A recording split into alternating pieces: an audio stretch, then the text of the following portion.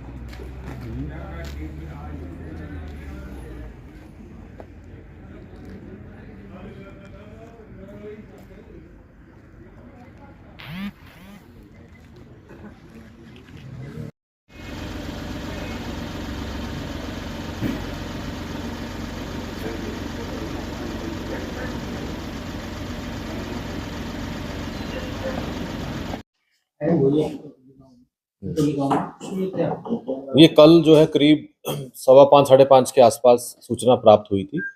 रिटोली गांव जो शिवाजी कॉलोनी थाने के अंतर्गत आता है कि वहाँ कोई फायरिंग का इंसिडेंट हुआ है, तो तुरंत पुलिस मौके पे गई और उस टाइम ये सूचना प्राप्त हुई कि एक लड़का है जिसका नाम है दीपक, ये सुंडाना गांव का रहने वाला है। इसको 2 बुलेट इंजरीज थी, शोल्डर और शोल्डर के पास, जो कि आउट ऑफ डेंजर था। और उसके बाद हमने जो इनिशियल पूछताछ करके काफ़ी टीम्स बना के सर्च ऑपरेशन चलाया गया।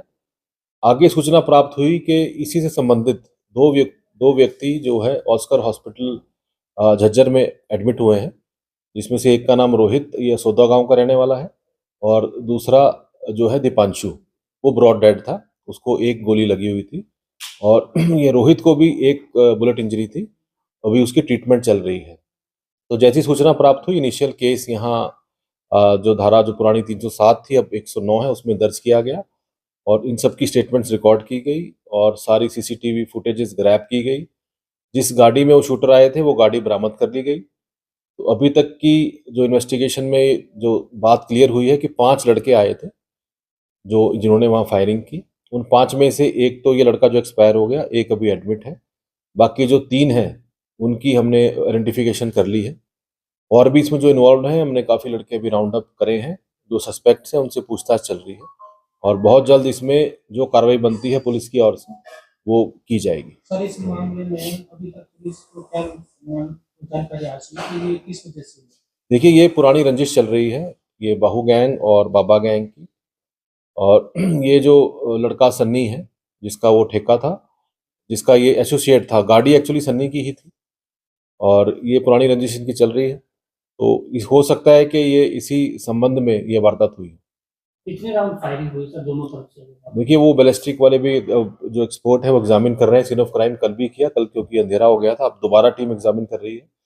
तो काफी संख्या में राउंड फायर हुए हैं, करीब 5 वेपन जो पता लगा है जो लड़के आए थे उनके पास थे। तो करीब अराउंड 40 के आसपास राउंड फायर हुए।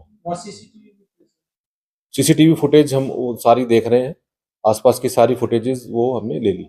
अच्छा सर, गाड़ी ये झज्जर जिले से बरामद हुई।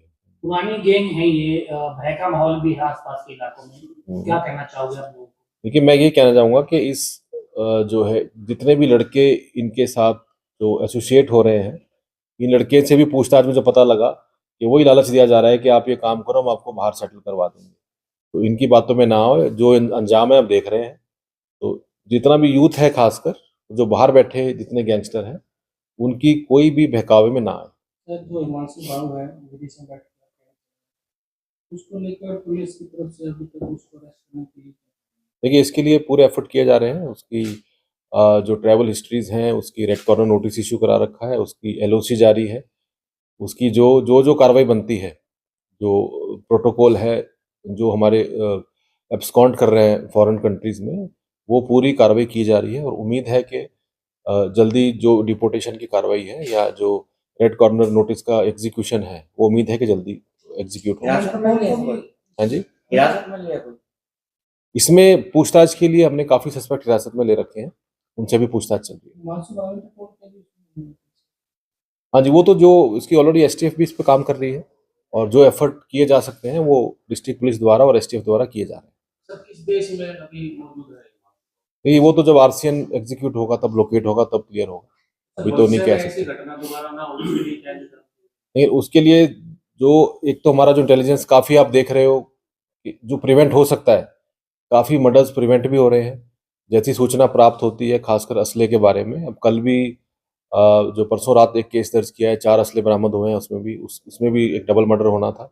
उससे पहले भी जो जो इंटेलिजेंस आ रही है, तो इसलिए मेरी आपके माध्यम से अपील है, खासकर जो गांव के मौजूद व्यक्ति हैं कि और यूथ है, अगर उनको भी कोई सूचना प्राप्त हो ऐसी वारदात के लिए, क्योंकि प्लानिंग चाहिए, रेकी भी करते हैं काफ़ी लड़के, फिर वेपन प्रोक्योर करते हैं, यदि किसी को कोई सूचना मिलती है तो वो तुरंत जो है पुलिस को सूचना दें। कोई भी सस्पेक्टी लड़का दिखे, अब ये कहाँ रुके लड़के, वो सारा हम कर रहे हैं क्लियर, लेकिन जो भी प्लानिंग काफ़ी दिन से चल रही थी इनकी, जो पता लगा है 15-20 दिन से रेकी चल रही थी, प्लानिंग चल रही थी, तो जो यूथ है खासकर गांव में, यदि उनको कोई ऐसी सूचना प्राप्त होती है तो वो तुरंत सूचना पुलिस को दें, और ये मैं अश्योर करता हूं कि उनका नाम भी गुप्त रखा जाएगा और अच्छी सूचना पे उनको उचित इनाम भी दिया जाएगा। सर इस राउंड जो फायर हुआ करीब 55 से भी ज्यादा राउंड दीपक इसमें जो असली बरामद हुए हैं दोनों तरफ से, उनके पास लाइसेंस है या फिर नहीं, वो भी इन्वेस्टिगेशन चल रही है सारी, वो भी सारा क्लियर कर देंगे। लाइसेंस तो नहीं होंगे ऑब्वियसली, ये तो इलीगल वेपन ही यूज करते हैं। इसमें एक एफआईआर हुई थी दोनों वाली। एफआईआर तो इंसिडेंट एक है, उसमें ही अगर क्रॉस केस बनता है कि भी पोस्टमार्टम हो जाएगा, क्या स्टेटमेंट देते हैं उसके हिसाब से वैसे कार्रवाई की जाए। सर जो जिन लोगों को गोलियां लगी कासोदी का जिसकी डेथ हुई, हाँ। क्या पहले भी क्रिमिनल रिकॉर्ड है या किस तरीके? बिल्कुल क्रिमिनल रिकॉर्ड है। ये जो दीपक लड़का है, इसके खिलाफ भी 2 मुकदमे दर्ज हैं, और जो जिसको गोली लगी है रोहित, उसके खिलाफ 12 मुकदमे दर्ज हैं, और वो पेरोल पे बाहर है और काफ़ी दिन से फरारी भी काट रहा था। और जो दीपांशु लड़का है जो एक्सपायर हुआ है मेहराना गांव का, इसके खिलाफ भी मुकदमा दर्ज है। ग्रामवासियों की तरफ से एक मैसेज चौकी वो आई है कि भी चौकी खोली जाए गांव में, ताकि इस तरह का माहौल ना हो, क्योंकि दोनों के अंदर कई मौतें हो चुकी हैं। देखिए, अगर ऐसी जरूरत है, अगर गांव वालों से हम बात करके, लेकिन चौकी तो क्या करेगी, गांव वाले ही सबसे बड़ी चौकी है, अगर वो हमको टाइम पे सूचना दें तो उनकी बहुत मदद जो है पुलिस को मिल सकती है। यही कहना सर, 2 बार अस्थायी चौकी खोली गई है, लेकिन साल से मिनट बंद हो जाती है, फिर वारदात हो जाती है। वो एक बार चेक करवा लेंगे क्या, अगर पहले चौकी थी और क्यों बंद हुई, किस कारण से, और अगर जरूरत होगी तो दोबारा चौकी खोल देंगे, उसमें कोई दिक्कत नहीं। एफआईआर तो जो दीपक लड़का जो इंजर्ड है उसकी स्टेटमेंट पे एफआईआर दर्ज हुई। वो स्टेबल है बिल्कुल, उसकी शोल्डर पे और शोल्डर के पास 2 बुलेट इंजरी है, लेकिन वो स्टेबल है। सर क्या पुलिस का प्रयास रहेगा, क्योंकि आजकल रेटोली गांव की में ये सारा मामला चल रहा है, अब क्या पुलिस का प्रयास रहेगा कि गांव वालों से बैठ के एक बार बातचीत की जाए या कुछ वहाँ के यूथ से बातचीत की जाए ताकि उनको समझाया जाए? बिल्कुल, डेफिनेटली प्रयास रहेगा, और एक बार हम उनसे बात भी करेंगे, और गांव में जाके जितना खासकर यूथ है उनको भी हम उनके साथ एसोसिएट करके, और जितना भी अवेयरनेस हो सकता है वो भी रिटोली गांव में भी, और बाकी जो और गांव हैं 1-2 ऐसे, उन सभी गांवों में प्रयास किया जाए।